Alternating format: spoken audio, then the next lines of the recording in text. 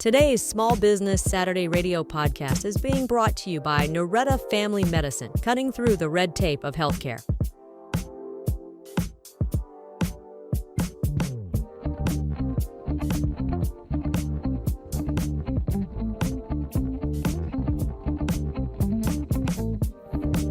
Good morning, Columbia, South Carolina, and of course, everyone in the Midlands and everyone outside of the Midlands tuning in. Welcome to Small Business Saturday Radio, where we celebrate local entrepreneurs and small business owners who are building our communities and making a positive impact on our economy. I am Tazima, the owner of Sunrise Artists in Bath and Body, located right here in 5 Points, and my co-host Steve Cook is in Maine or somewhere. He's somewhere, dude. He'll be back next week. My guest is laughing.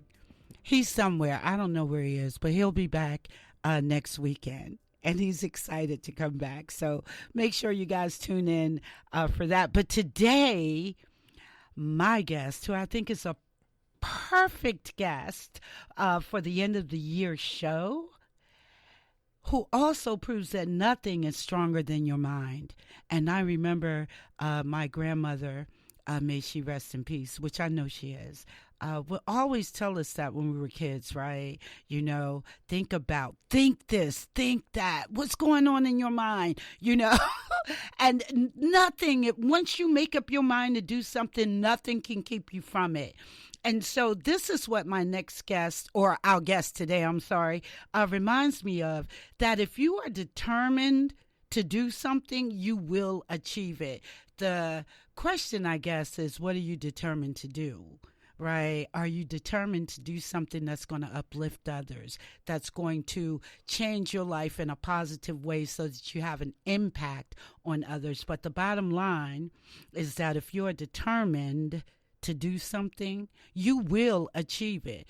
The catch, though, you can't give up. You can't quit. So hopefully, to those of you that are listening, what that is telling you is that no matter what the obstacles are, you can move around them, move through them. But whatever it is that you're determined to do, please let it be something that can be a positive impact on the rest of us. So today, my guest is Dr. Jermaine Johnson, and he is a dedicated community activist, a state representative, and public servant for Richland and Kershaw Counties, overcoming challenges like poverty, gun violence in his youth. He earned a basketball scholarship to the College of Charleston, played professionally abroad, and later returned to focus on serving others. Jermaine holds advanced degrees in project management and organizational leadership. He owns, well, we're going to talk about this too, Dream Team Consulting, and teaches at Webster University. He founded New Economic Beginnings Foundation, a nonprofit offering workforce development to underserved communities. Okay, so let me tell you, you guys already know. Now, if you're an avid listener of the station, you've heard Jermaine before. He's amazing. And I tell you, you have to be on this show. But the thing is that his bio is so long that I ended up trying to condense it down. And it's still really long. I mean, he is totally amazing. And it's really, really, really an honor to have him on the show. He's a husband. He's a dad. I mean, it's just... What is it that you don't do? If you told me you was an astronaut, I would believe that. I would not bat an eye. What is it that you don't do? I am so impressed with you. Thank you so much. And I definitely appreciate you allowing me to be a guest on your show today. I get asked that question a lot. It's like, man, what do you not do? What man? do you not do? Not do? But I mean, you read some of my bio about the challenges and things I've had in the background. And I have this goal for myself that when I go to the grave, I will be completely used up. I know that's right. I will have no potential left in my body, because we know the graveyard has the most potential in it. And it's just a bunch of individuals who had dreams and aspirations but never had the courage to get out there and do something about it. And I'm saying, no, not me. I'm going to do everything and anything I can set my mind to. I'm going to go out there and do it. And the proof is in the pudding, because you are doing it. And I'm one of these people, if I was interviewing Oprah Winfrey, I would not, it'd be like, hey, what's up, right? I am totally impressed by local people that are doing amazing things. That's what gives me jitters and I get nervous. And I don't know if it's because you're right here in it with us, but that should be celebrated, that there are people like yourself. And then we have all these stereotypes out there that try to tell you what, and we were talking about this earlier. One of my sons is also 6'7", and the stereotypes that come with being that big of an African American man. People make assumptions about who you are, what you do. Are you trying to rob me? What are you trying to scheme, scam, whatever? And here you are, from homelessness to Congress. And doctor. Call me Dr. Johnson. Okay, so I want you to tell us a little bit, though, for those people that are tuning in that may not have heard your backstory, I want you to share some of that with us. Yeah. You know, I talk to people all the time, and I always ask people, just think about your very first memory of your life. You know, a lot of people have these fantastic first memories, you know, of being with family or friends or that type of stuff. Well, the very first memory of my life wasn't so cheerful. You know, my older brother was being disciplined by my father, and he actually ran away from home right after that. And 6 months later, he was murdered. He was shot in the back by a guy who was supposed to be his best friend, which was why now he was 16. He had just turned 17 years old. Where did this happen? So he was killed in Minnesota. So we were living in California, and he ran away with a friend to Minnesota, which is where his other brother was. He had another brother by my father had other children, and he went to go back to live in Minnesota. And the friend that helped him to run away from home was the same one that killed him. Wow. Yeah. So you know, I mean, and how old were you at that time? I was like 5. 4 oh my gosh! Yeah, and so that's your real strong memory. Yeah, the very first memory.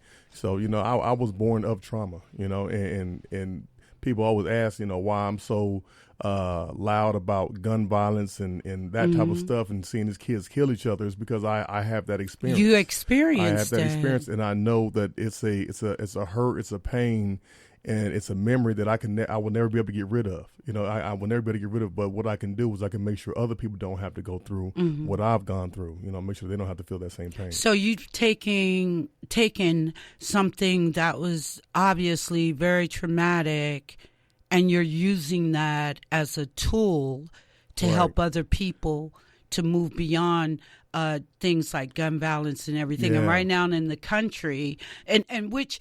Hey, I can shoot, buddy. All right. I'm just letting you know. Okay. Don't break up in my house. But at the same time, I have a son that suffers with paranoid schizophrenia. I don't want him having a gun. Right. You know, but we've made everything so you're either for this or you're against us without using any kind of common sense. So you're not, or you know what? We're about to go into this break, but when we come back, I want to know, like, are you against gun ownership, or are you that person that's like, we can have guns, but we need to use common sense? I got an answer for that. All right, hon. All right, everybody, you're listening to Small Business Saturday Radio. We'll be right back. Office of Business Opportunities supports small business owners. We help minority, women, and veteran-owned businesses with loans, technical assistance, education, and advocacy. We're here to help business owners avoid mistakes. Contact us with questions and let us help. For more information, call 803-545-3950 or visit obo.columbiasc.gov. Together, we are Columbia.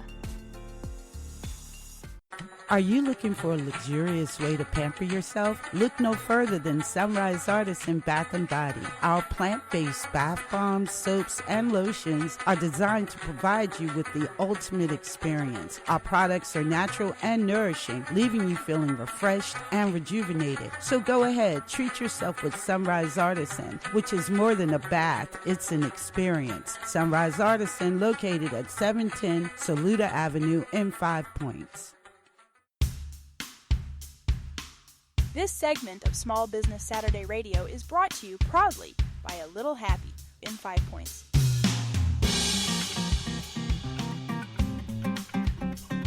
All right, everybody, welcome back. You're listening to Small Business Saturday Radio. I am Tazima in the studio today with State Representative Jermaine Johnson, a.k.a. Doctor. Jermaine, you know, we sound like my parents. My parents, they call me Doctor all the time. Okay, like, because can I just be your son today? You know what, though? Because that is such an honor, right? And it's something that we should be proud of and celebrate.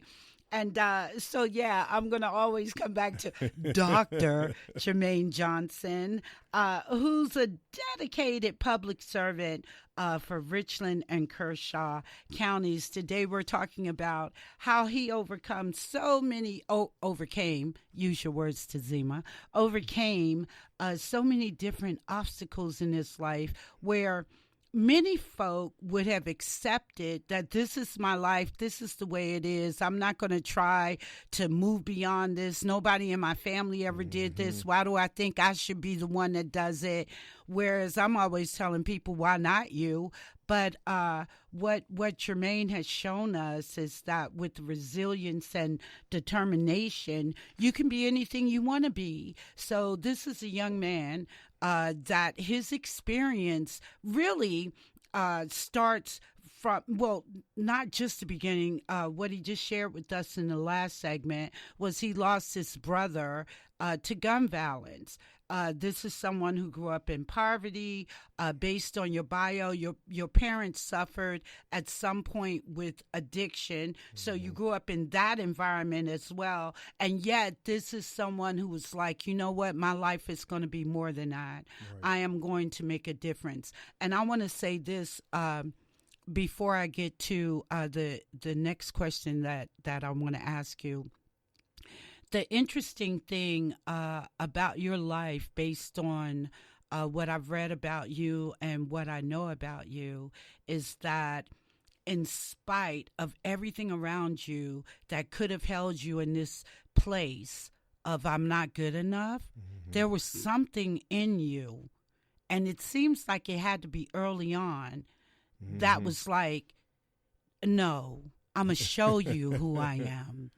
I'm going to show you who I am. Where did that come from? Oh, man. So my fifth grade teacher, she said that she told me and my mother, she said, your son is not going to be anything more than a gangster. What? I thought you were going to go somewhere different. To hear that is crazy. So very early on, I developed a personality of, if you tell me I can't do it, I'm going to show you that I'm going to do it. That's me. You know, and don't tell me I can't do something. I would define everybody. It's like, oh, you don't think I can do this? I'm going to do it. I'm going to do it. Yeah. Even if it means I'm dying doing it, I'm going to do it. I was a person who, when I start something, I'm going to finish it. I'm not going to quit. I'm going to show you that I can do some things. And even later on in my life, when I was playing professional basketball, my teammates, they were able to figure that part out about me, about, you know, if you tell me can't do something. So, you know, a couple games were close, and they be like, you ain't gonna make that shot. They be like, well, let me show you. Let me show you who I am. I've got a few game winners. So it was developed over the just hearing all the negative, you know, over my life, of people just doubting me, saying that I couldn't do this or I wasn't going to do this. But where did that come from, though? Like, do you think you're just? It was a competitive nature. I've got this competitive spirit, about me, where I'm going to win no matter what. Like, I'm going to win. I'm going to win. Like, you're not going to defeat me. You're not going to work harder than me, right? You know, and I've seen some things. So you're not going to beat me at anything. You know, it's so interesting to hear you say that. Because a lot of people would see that as 100 masculine energy. Like, you are not going to work harder than me. You are not going to beat me in this realm. But that's the same way it is for me. So I would tell people, y'all have to drag me out of my soap store feet first. And you know what that means? Feet first is I'm dead. Okay? So, because nobody's going to outwork me. Nobody is going to grind harder than me. Nobody. I don't compete with anybody. I compete with myself because I already feel like nobody else can compete with me. Yeah. There's nobody else that can be a Tazima. You can be you, but you can't be me. And that's how I feel about myself. Is that you can't beat me. So maybe I can beat myself. Right. You know? But it's also a double-edged sword for me because I always feel like I'm not doing enough. Of course. You know? That's the challenge. Like I'm sitting down too long, or I'm not doing enough. So I'm constantly working, I'm constantly moving, constantly doing something. But you know what? As the older person in the room, let me talk to you like I'm your mom.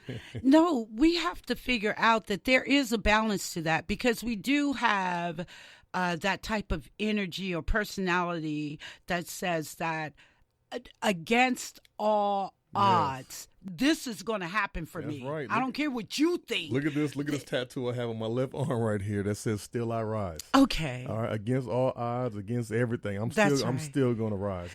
But at the end of the day, what I had to learn was it's one thing. Our work ethic is nuts. There's not a lot of people that can match the kind of work ethic that you and I would have, meaning that we don't quit until it's done. We don't quit when we're tired. We quit when it's done. That's right. So, but the downside to that is that if our cup is totally empty, we have nothing to give. And I learned that the hard way because I literally, about 6 months ago, I burned out. I was supposed to be in there making soaps and products. I was in there playing games on my phone. And no matter how many times I'd be like, Tazima, you know you need to make the soap. I'm like, I couldn't. It was nothing that inspired me to do that. But then there was a situation that happened. I won't go too deep into it, where an offer was made to buy me out of my business. And the offer, I was like, oh, really? So you don't think I can count? You know, so insulting. You know what I mean? You don't think I can count? And for whatever reason, it goes back to what you're saying. When you tell me or insult me, I can't do something or you marginalize what I'm doing, now I'm going to show you who I am. That's right. And that woke me up. And as a result, the soap store broke all kind of records this year in terms of sales and everything.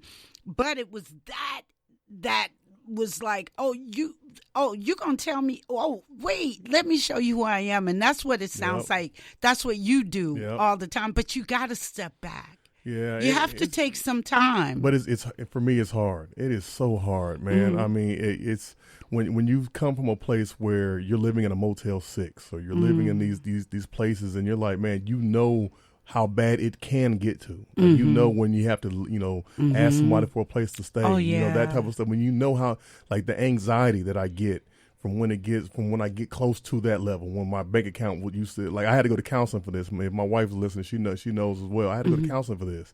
You know, when my bank account would get to a certain number, I start having panic attacks. And being nervous. And you know what that is? Because we create a comfort zone at how much we think we're worth. And when we go below that, we freak out. And a lot of times the opposite of that is when we really go above it, we'll spend it all the way back down to the comfort zone. So I used to tell people what you want to do is make sure that your comfort zone, when it comes to the income that you feel comfortable with, is so much higher than your expectations that anything above where you are is good. However, at the same time, we can't work ourselves into this ditch where the next thing you know, someone is as amazing as you are, Jermaine, we're like, well, what happened? And that brother, he done burnt out. He don't want to talk politics. He don't want to talk about working for the community. All he want to do is hang out with his family and tell the rest of y'all, leave me alone. Yes, so we got to make sure that we lift you up and keep you, in a place where you can continue to serve us. Because I'm telling you, brother, you cannot. I did it for 8 years nonstop. No days off, no vacations. And I burnt out the one thing that I love. And it was like you said, because I know what it's like to be broke. I know what it's like to be homeless. I know what it's like to know that ain't nobody going to come save That's you. right. I know what it's like to be like, okay, can I pay the light bill? Can I pay the mortgage? Mm-hmm. I didn't always have a mortgage. Can I pay the rent? That's right. I know what that's like, but at the same time, if you don't pull it into the space of awareness that you are making this huge difference, what ends up happening is that you begin to miss all the wins that you're creating for yourself because you don't take time to embrace it. You like on to the next thing. Yeah. You know, it's funny that you said it like that because I had that realization already, and that situation happened, and I say it was God that was talking to me. Yep. You know, but I was mowing my lawn in my yard. That's what I wanted to touch on that. That's how I got the name of my documentary, which I got myself a yard. I got myself a yard. I got myself a yard. You know, I was out there in that lawn, and I was upset about mowing my grass and everything. And it was hot. It was hot and everything. And all of a sudden, God talked to me during that time. He was like, "Listen, humble yourself. Listen, I blessed you with your own house. Give thanks." And I was like, "Oh my God!" I said, "Here I am complaining about mowing the grass that God has blessed me with. My grass. I'm complaining about mowing my lawn. Yeah, my grass. your grass. I got myself a yard, and I'm out here complaining about this and mad, upset about this. Man, I got off my lawnmower. I started crying and thanking God in my yard, got on my knees and praised Him and said thank you, because I said, man, this is amazing that I've been blessed with this."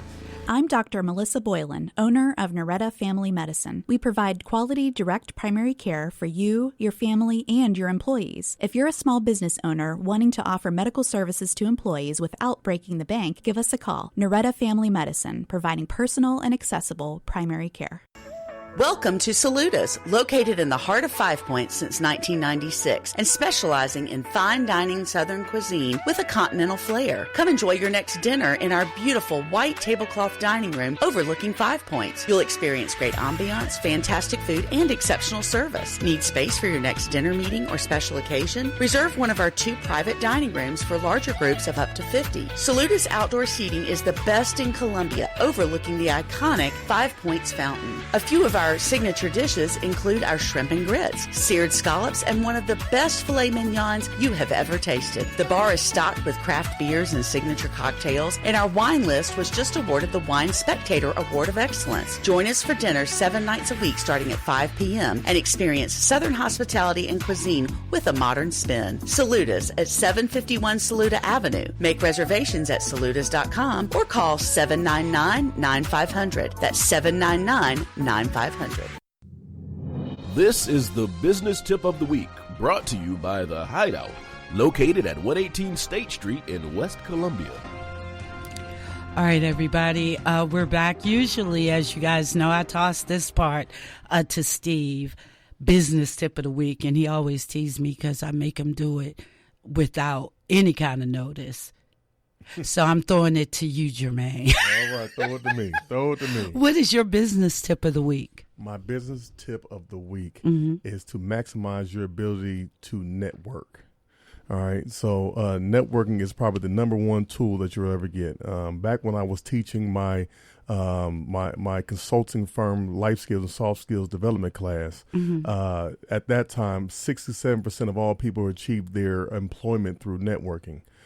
So it wasn't because they had the qualification, wasn't because of, some resume, wasn't because of any of that stuff. It was because they knew somebody who knew somebody who knew somebody. Okay. So if you are networking effectively, that means every day you should be trying to meet somebody. And the homework I used to give people, and I'm going to give it to your listeners right now. Okay. Your homework is to go out and get 3 people and get 3 business cards. And I want you to talk to those 3 people about what they do, and how they do it and how they got started in whatever it is they got started in. And you talk to those people and let that blossom into some sort of a relationship, because networking is what you need. I love that. And actually, that's the foundation of the show, because My comfort zone, people don't believe this, but I'm really an introvert unless I'm really comfortable. Right. And then all this comes out, right? But I'm really an introvert. And my comfort zone is to be behind a microphone or to be behind the wall making products. But the reality of it is that I love shining a light on people that are doing things that I think is amazing so that the rest of the public can know that you exist. And Right. these are the things that you're doing. So those are my business cards is by talking to guests and wondering, why did you do this? Right. Which leads me to my next question. And I'm probably, so for the listening audience, I'm quite sure that I've skipped over a lot of things, okay? But you don't understand.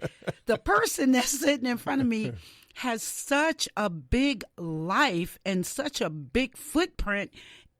It's really easy to bounce around the whole conversation because it's like, what about this? What about that? So let me put out here, I know we want to come back to your documentary, I Got Myself a Yard. Is that the name of it? Yes, We're ma'am. going to talk about where people can check that out. You've written a book. Yep. We got to talk about that. But what I want to ask is that, what was it that led you to basketball? You ended up being a pro ball player. And then from that, you ended up in Congress. So you went from homeless to pro ball player to Congress. Everything I want to know about that. Like, what did you do? Yeah. Like, how did that Everything happen? I've ever wanted to do in my life, I've already done it. I'm 30. But where I'm did 39, and I've done everything I've ever which wanted is to do. amazing. But what was it on your radar? So when I mean, because I've always wondered with politicians now, a lot of them, it's like generational. My daddy was the mayor and all this. Right. You had none of None of that. no. So what was it that made you say, I want to get into politics? Yeah, so I was playing basketball first as a young kid, but I played basketball because I had another brother who played basketball. He was very good at it. And I loved basketball at that time. I was 5 years old, 6 years old playing basketball. Something I just When loved did to your do. growth spur happen? Oh, not till between my freshman and sophomore year of high school. I grew like 4.5 inches like in the summer. It was ridiculous. But so you went back and everybody is looking up at you. I went from like 6'1" or 6 foot to like 6'5". Oh my like in God! summer. Okay, So it was okay. ridiculous. But I had been playing basketball most of my life. I started playing organized basketball at like 9 years old. Where I used to ride from my elementary school all the way. I used to ride like 6-7 miles on my bicycle to go to basketball practice by myself. Oh, wow. Yeah, like 9 years old. Wow, you out there pedaling? Yeah, I was out there pedaling my bike, Okay. to go practice playing basketball. Yeah. So playing basketball, and then also a lot of things were going wrong in my home as a young age. So I spent a lot of time on the basketball court just practicing on my own. And I got good by accident. So were you? Well, not really, because you were practicing. So I was practicing, but I wasn't practicing because I wanted to practice. I practiced because I wanted to get away from the house. I wanted to get away from the home. So okay. So now we're venturing off into another. That's interesting. So you were riding your bike 9 miles away just to get away from home. Right. So home had to be really, really. It was tough, man. It was tough. I remember, coming home one day and there's no electricity on, and so there's nobody at the house, and you're there with your brother. So you go into the refrigerator still has a little bit of frost in there. So I remember that. Yeah, you got a little bit of frosting. So Right. you got to go in there, you get a hot dog. Yeah. And, light a candle, and I cooked the hot dog on a candlestick. And I'm eating the frozen hot dog. Where were your parents when those times were happening? My mom was, she was working. She was a hairstylist, and she worked about an hour away. She was pulling in double shifts. My father was, in and out, doing different things. So it was just kind of like survival of the fittest, man. Right. Figure it out. So at a young age, I became very self-sufficient. Cook and clean. And at 9 years old, I was thinking, and I kid you not. Last night when I was driving home from the shop, because I'm usually down there really late making products, and when I was driving home, I don't know why, and now I'm thinking it's because of you, and not even knowing that this was going to come up. The thought popped into my head that back in the day, all of us kids, like I remember how excited I was to get my 10-speed bike, right? And it dawned on me, your bicycles was like your first car. Oh, yeah. It gave you that freedom to go wherever you wanted to go, right? And for you to be 9 years old and just riding off into the sunset, okay? I think about that. Listen, me and my wife to have those conversations like, man, do you realize like you were at a young age? Yes. Like what you were doing? And I look at my kids, I'm like, there's no way I would allow my kids and to be see, riding these miles like this like, by themselves. Right. I would find, little small coins and things like that and buy me a slice of pizza on the way. I mean, I was doing all this stuff at like a young age. At a young age, and that's like, the question. Would you, like you said, because that's how I am. When my kids were growing up, they're all adults now, but when they were growing up, it's like the stuff that I was doing, like hitchhiking. It's like, are you nuts? Okay. Yeah, like what are you doing? Right. Yeah. And so you would never... like if one of your kids came to you, never in a million years. Do they have bicycles? Though? I wonder if any kids have bicycles now. Yeah, my kids have bicycles, but they don't ride like. So they can only ride in the yard. Yeah, I'm like, no, you can't go out in the street. No, that's too far. That's too far away. But I'm thinking that's like, man, as I was, literally miles upon miles upon miles, and not getting home till it was dark sometimes. I mean, I'm just like, man, like I was doing this at 9, 10 years ago. And the thing is, the crazy thing about it is, these weren't like regular bicycles. Like I used to build bicycles at like 9 years old. So I would get I would find parts. I would go to my friend's house who had like old bikes. I was like, look, I need that part there to build this, or I need this, and I was piecing parts together. So I had like a Frankenstein bicycle. I was building it on my own. Oh my gosh! So I did all that. It's crazy. Yeah. It's crazy. I'm sorry, everybody. I I done totally went off script. It's like script. I'm just like, oh my God. But this is the thing. First of all, Jermaine, this is the reason, Dr. Jermaine Johnson, this is the reason why you are definitely going to have to be a regular on this show, because your backstory, man, and your experiences are so authentic, and it just shows that if you're determined, you can be anything you want. You went from being homeless to riding a bicycle 9 miles away at 9 years old, building bikes, and now you're in Congress. You have a documentary. You have a book. Before we touch on that, though, listen, I am one of these people.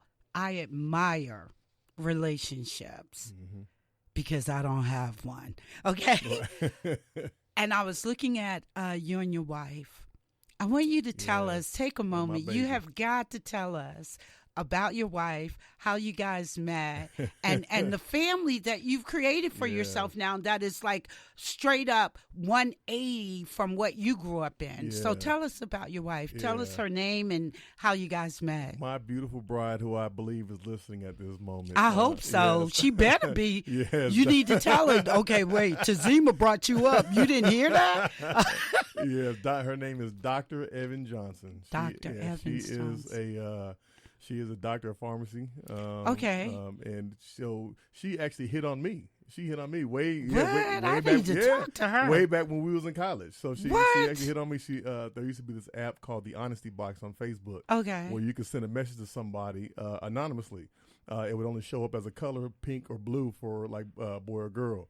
So she sent me an anonymous message like, "Hey, I've seen you around. I think you look good." And I'm like, well, I don't know who this is, Right. But, so we did some small talk, and then she decided to meet up with me one day on the steps down in Charleston, and we met up, and I was like, "Man, I don't know why you were so nervous to talk to me. You're so beautiful. Oh my gosh! And so we kind of hit it off from there. So from the moment you saw her, you was like, "Oh, I knew it." Really? So what was that like, though? Like, well, she has such a loving spirit.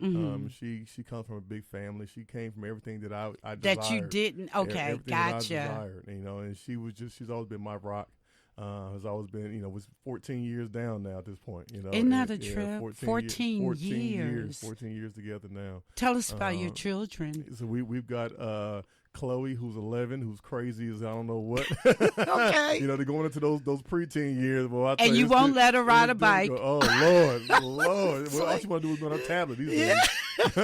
Right. So we got, and then we have baby Kobe. He's 5, and I'm coaching him now in basketball.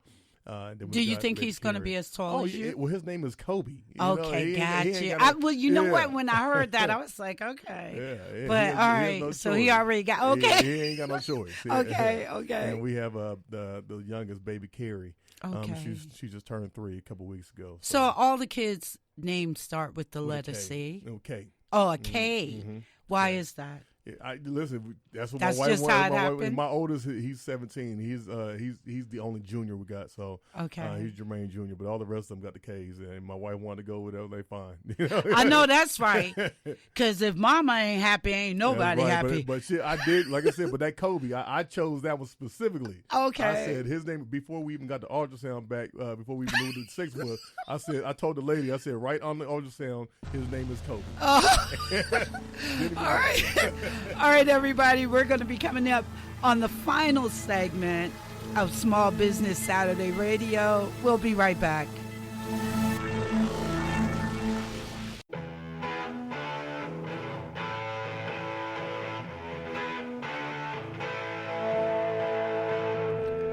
All right, everybody, welcome back to Small Business Saturday Radio. We are entering the last segment. So before we go there, because there's a couple of more hours, just not long enough. So we're definitely going to have Dr. Jermaine Johnson on the show regularly because he's just amazing.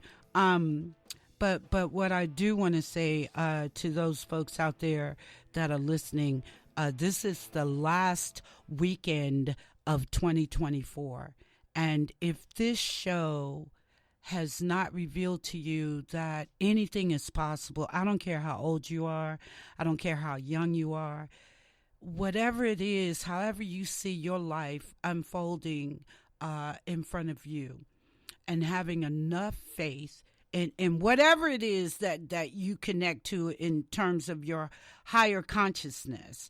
One of the things I love about Jermaine is that whenever he's on the air, he didn't do it this time because it's my show, but he always starts off with a prayer, and I want you to end with the prayer for us going into 2025. But this brother, he's open. He's willing to share his stumbles, his wins, his fears, his doubts, his confidence. He's like 100% human. We all have flaws. We work on those flaws. We're determined to make a difference. And it is such an honor, Jermaine, seriously, all jokes aside, to have you in the studio today. Because you know, I can't say this enough, and I really hope you hear what I'm saying. You are such an inspiration that there are many things that I think God has in store for you, things that are not even on your radar yet, but there is no way that you as a human being have overcome so many obstacles in your life that God doesn't have some plan for you that's going to touch people that you never thought that you're going to make a difference in their life. That's what I feel right now on my heart. And it's an honor to be in this room with you today. And I mean that with every ounce of what I'm saying, because I had a teacher that used to tell us that those spirits that come to the planet that have so many obstacles that they have to come, you guys come to the planet to teach the rest of us that it can be done. Your obstacles are so huge that your whole purpose is to show the rest of us that it can be done. So I applaud you. You're going to be on this show on a regular. Because really. So, all right, so you're going to close out for us with a prayer. So let me not forget that. But I do want to talk about the documentary and the book. Yeah. So how can people check out your documentary and how can people get your book? All right. So the documentary, it was released a few weeks ago. We had I think it was in November. Yeah, November 15th, 16th, 17th. It was thankfully, that thing was sold out in the last yeah, you sold out. It was yes. sold out. It was fantastic. That's what I'm talking about. See, that's the proof in the pudding. There you go. So there actually are a few organizations that are trying to do some private screenings now, coming up in the next month or so. But there are some conversations with it being put on Hulu and some other streaming platforms. So that'll be coming in 2025. So that's where y'all will be able to see it, be on Hulu or Netflix. It's gonna be on one of them. Okay. So that people can check that out. Don't forget the small. Don't forget the Zima. I got you. The soap woman. I got you. Like I'm following you. I got okay, you. go on. You can still see the trailer online. You just type in "I got myself a yard" online, and the trailer will come up, so you can see that. And I've got a book. It's called "Prepper for Preparation." It was birthed out of my nonprofit organization that I had, where I wanted to help underserved individuals that were out here if they were an unruly youth or a military veteran or a returning citizen, somebody who had been to prison, to help them to learn how to navigate stuff when they came home. That's right. So that's on. You can actually buy that now. It's on Amazon. It's called Prepper for Preparation. You can get that. It'll teach you a bunch of things like life skills and communication, business development, entrepreneurship, all that type of stuff. So one of the things that I do know about you, we were talking about closing out with you, giving us a prayer to take with us to move into 2025, because right now the world is on fire. Yes, Lord. It's like, God, it's like a dumpster fire that just is going out of control. But again, I am a big believer that the Creator, God, whatever you call that, okay, whatever works, whatever your relationship is with God, I respect that. Right. So, but I think that people like yourself are here and have been throughout history to show us that we can make it through. We're going to be okay. It may be crazy. It may be like a roller coaster ride, but as long as you have something that's higher than yourself that can anchor you, you're going to be okay. Right. It doesn't mean it's going to be easy, but you'll get through it. Right. So as a man of faith, I want you to talk about that for a few minutes, and then I want you to close out. Like, what role did that, like, while you're out there riding your bike around at midnight at 9, what role does church, God, and faith play in your life? So, and I never was, my faith had always been like a roller coaster. It'd be up and down. I had some real struggles when it came to faith until my wife. Oh, wow. Lord, until my wife, man. My Miss wife. Seven. Oh, man, my baby. So she, it is because of her why I am so involved. I'm a deacon in my church now. Yes. I'm very heavily involved with things. And I told her already, I said, listen, I can't wait for the day where I could just devote all of my time to the church. I said, I'm going to be the head of each ministry that we got going on. All right, Evan. Evan, if you're listening, he done already told you his next plan, and we all know it's going to happen. She knows. Yes. I said, I can't wait. I can't wait to have that ability to do that. After I raise my kids and all that, to be able to do that. But faith has really brought me through a lot of things. And I can't stress this enough that I know that was God talking to me that day when I was mowing my lawn. Like, I know, I felt it, I heard it. Like, it was as clear as day. It's clear. It was clear as day. It's no doubt. And until that moment when that happened to me, I was like, oh my God. Yes. Like it really touched me. And that's the thing. And you have to experience it to understand it, because people that have not experienced that yet, when you're trying to explain to them how you heard this and you don't know, there's not words that can break that down, but you know what you heard. I know what I heard. Yes. I know what I heard. Yes. I'm telling you, I was so, I was sweating outside. It was hot. I was sweating. I was crying. I was on my knees. I had my hands in the air. Wow. I'm by myself with no shirt on. I was praising my God. I was like, oh my, I can't believe this happened to me. Right. First time in my life that had ever happened to me like that. And it was like my life flashed before my eyes. Everything flashed. I was shown all these different hardships and things that I had been through. And then I was sitting out there in the yard. And I'm like, dang, I got a whole yard here. That's yours. And that's mine. I used to sleep in a recliner. Oh, and I'm thinking like, oh my God. And look how dare you? You know what? And that goes back to what we were talking about when I said, you got to be able to live in that moment as well. We are hard workers, but we'll miss the moments. Yeah. And that was God, yes, in my opinion, yes, my humble opinion, humbling you to be like, are you serious? Yes. Yeah. You humbled me complaining all the way down. You don't remember that chair you was sleeping in? Yep. Yeah, you got a whole yard. You got a whole yard out here with flowers and trees and all this other stuff. I mean, you crying about it. You go crying about, maintaining something that I blessed you with. How dare you? All right, we got Lord. 10 seconds. All right. Give us a prayer. Heavenly Father, we come to you today giving you this thanks and praise.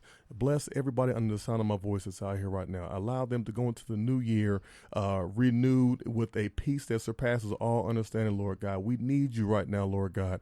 This is a time for all of us to stand together and be united as a family and as a country. And we want us to make sure that we are blessing you always and forever. In Jesus' name we pray. Amen.